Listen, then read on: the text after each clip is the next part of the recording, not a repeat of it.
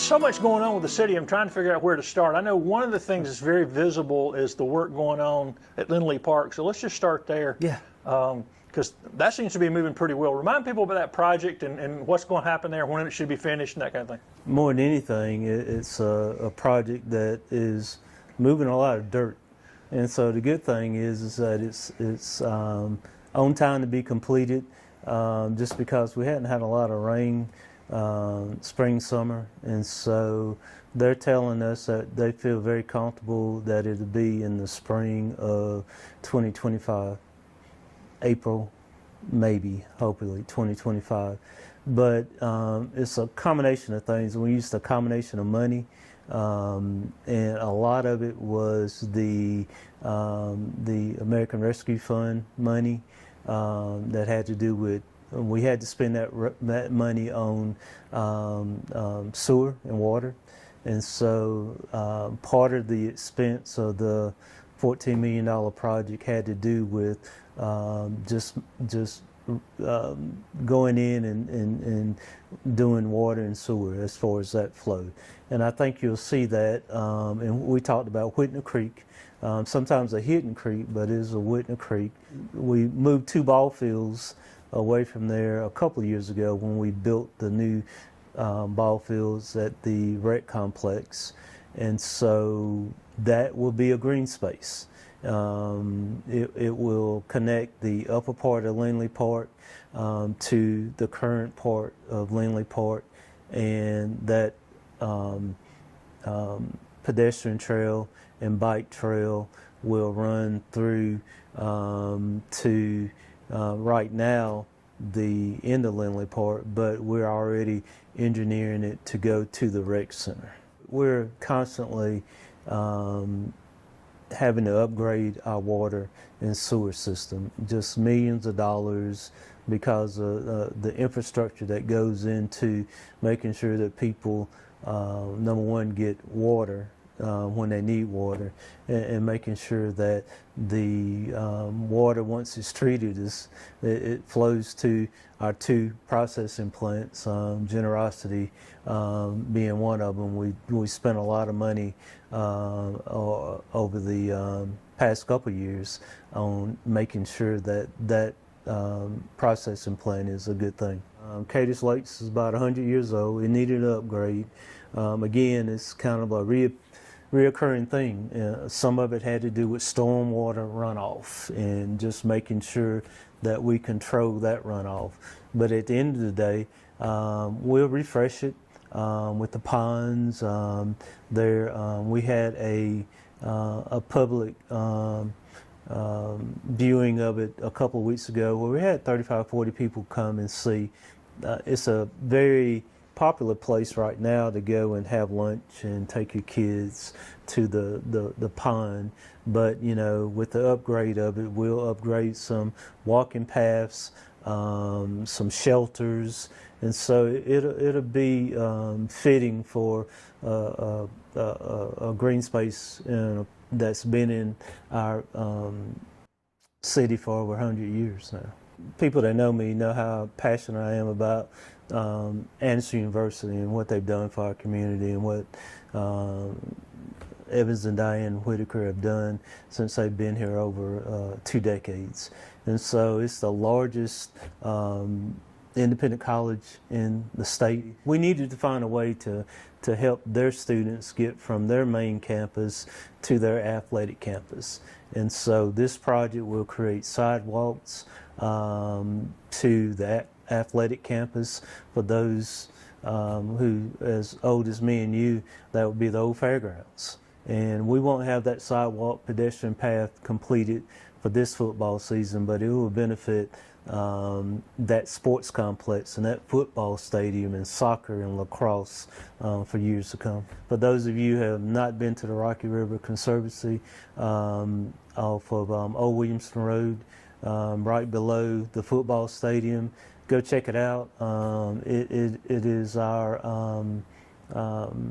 Conisty Park is in Greenville, and it is well on its way to being that type of a venue for our community. And so the whole idea is to just make it seamless to where the bike and pedestrian trail can go to places like Rocky River Park, can connect to hopefully the trail to Belton, can connect to AMEC campus, maybe through the Cox Creek. How about recreation in general? Is the rec center still pretty full? Are y'all looking at expanding eventually? Or? It is always full. We do need to expand it, and that's something that this council will have to decide on probably in the next fiscal year in 25-26. It makes sense.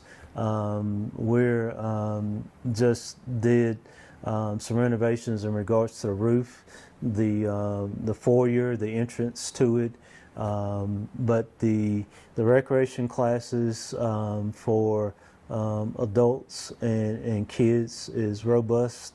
The sports complex with the baseball fields, soccer fields, all-purpose fields, it is really booming. And so we probably need to address the footprint of the recreation center. We've talked about it in the past, but I can see that being something that we'll look at in the future.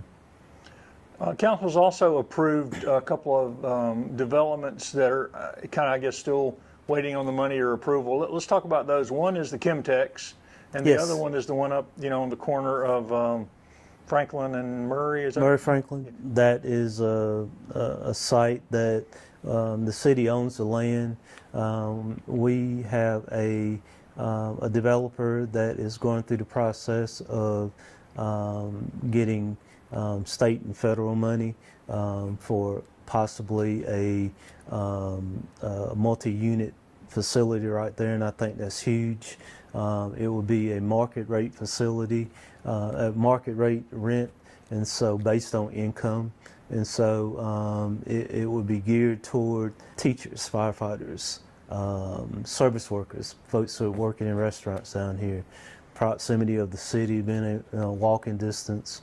And so it is our understanding that they have passed a couple of cuts in that state funding, and they should know sometimes in October whether or not they would receive funding.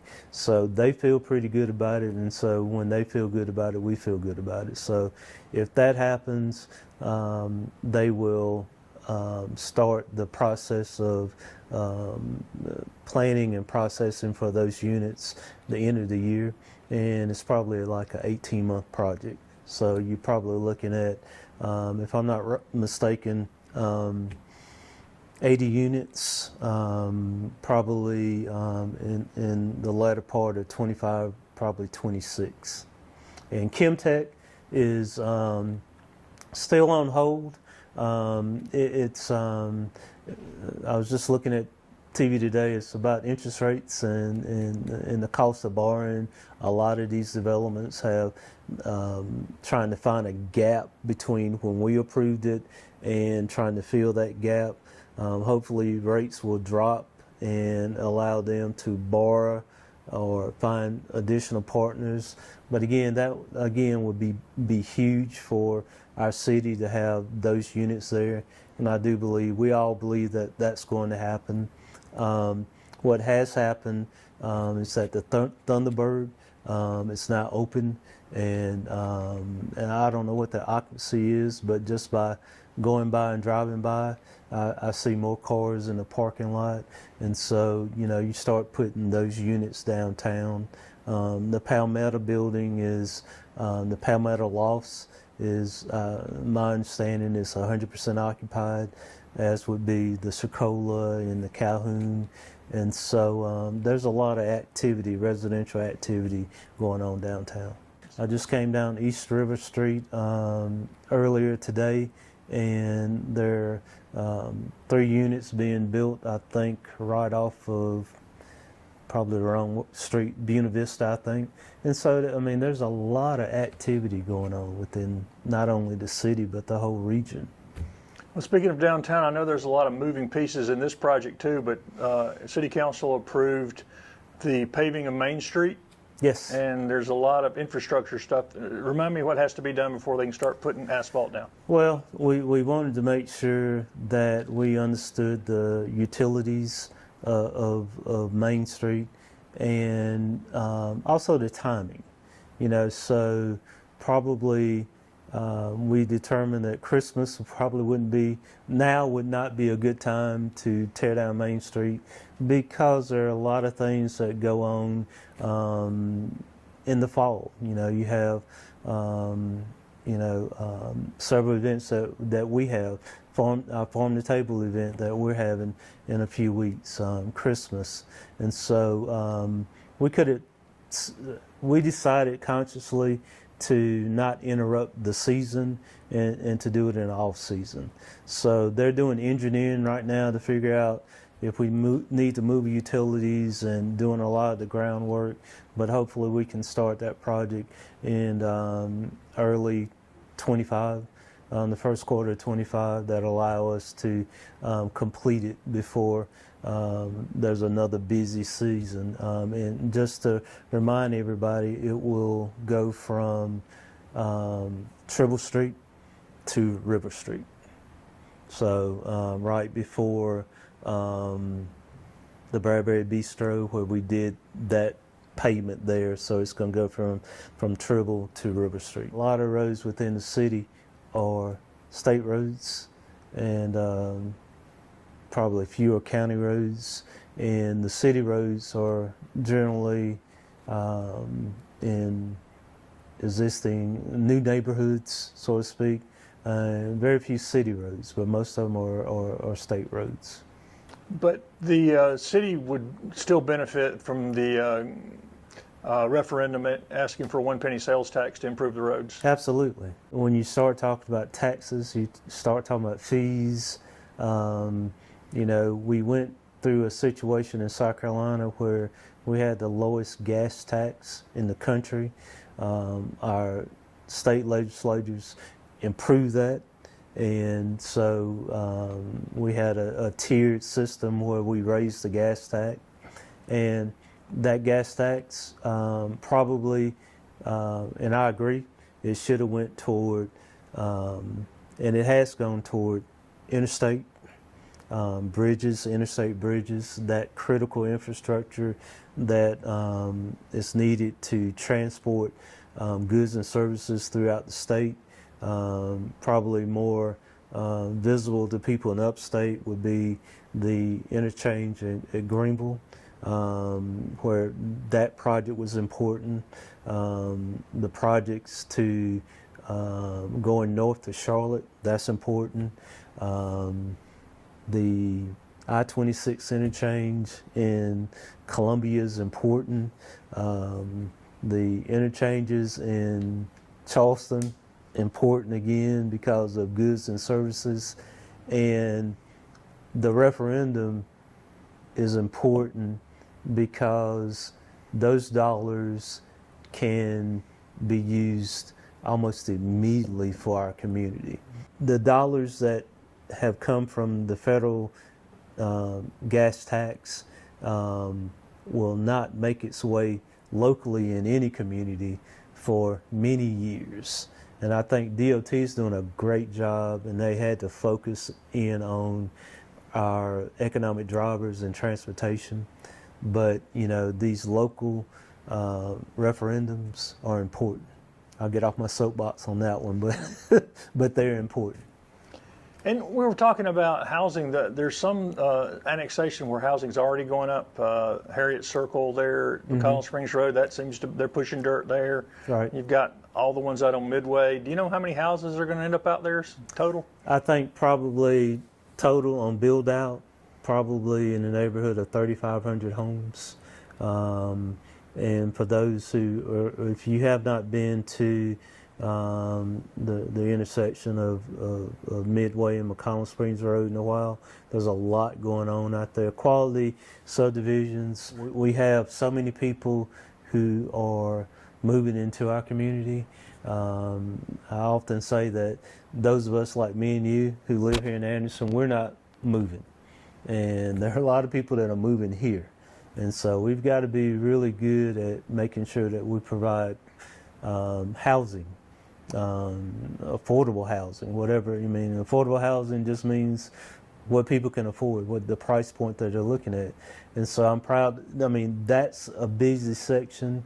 As you know, we just annexed some property on Chocolate Ferry Road next to Silverbrook, and there's construction going on right now on the Belton Highway. There's construction within the city on 29 North. There's more subdivisions. So there's a lot of growth. And so as a city, we've got to do a good job of working with developers and residents and vetting developers and making sure that we have quality development. I think probably one of the things that kind of jumps out at us as a council is two things that we've done over the last few years: a tree ordinance and a sign ordinance. Sign ordinance mainly commercially. When you look at, we went away from pole signs and how signs are put on buildings. But if you look at development on North Main Street, First Citizens, you look at Whataburger, you look at Chase Bank in front of the mall.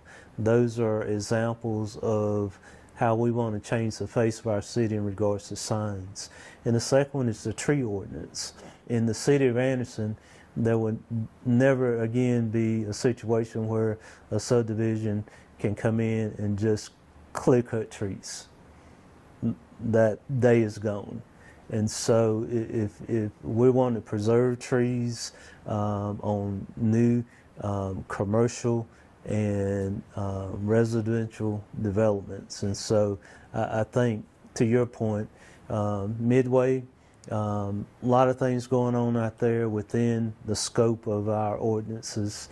There's a lot of stuff going on the south end of town, Chocolate Ferry Road, Belton Highway, and there's a lot of infill development going on too within the city.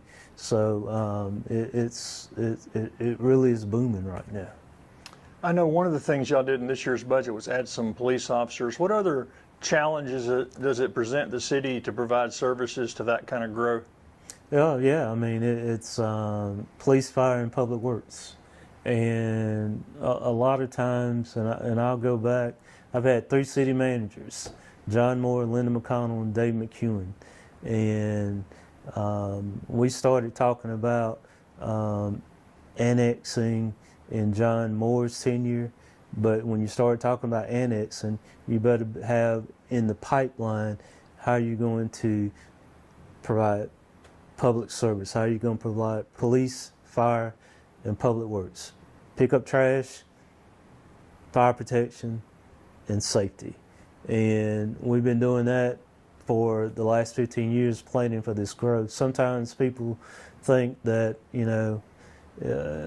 there's not a plan, but from my point of view, when the public sector has land that they want to develop, and we can't control that. That's the rights of people. But we've got to be able to provide those 3 services, and so we can't be in a vacuum and say, okay, that's going to happen next year, and we need to react. We've been planning for some of this, all of the growth over the last couple of decades. You mentioned the farm to tables coming up here pretty soon, and then between then and the Christmas tree lighting, anything else going on downtown? There's always something. We just came off of the play that was always amazes me that, not amazed, but it's just a great venue. Carolina Inn Park, and so they had several days of good attendance there. The farm to table, we have a couple of more things in regards to movie nights that will go on through the fall.